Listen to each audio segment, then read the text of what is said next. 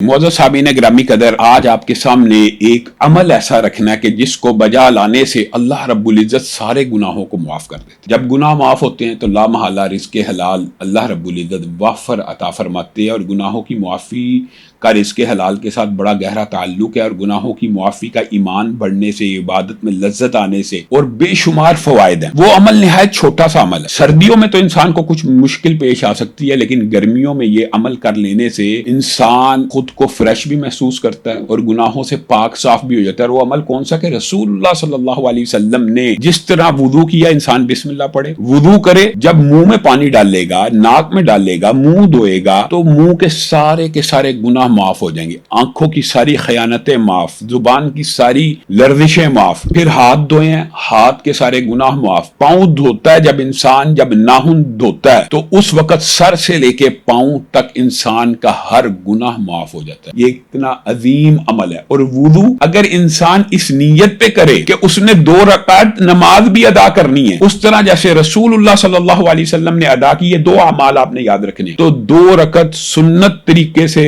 2 रकत अदा करने से इंसान के साबका गुनाह ऐसे माफ हो जाते हैं जैसे आज माँ के पेट से पैदा हुआ। 2 अमल, वुजू सुन्नत के मुताबिक और 2 रकते सुन्नत के मुताबिक। हर रोज इस अमल को अपनाइए और वुदू कीजिए।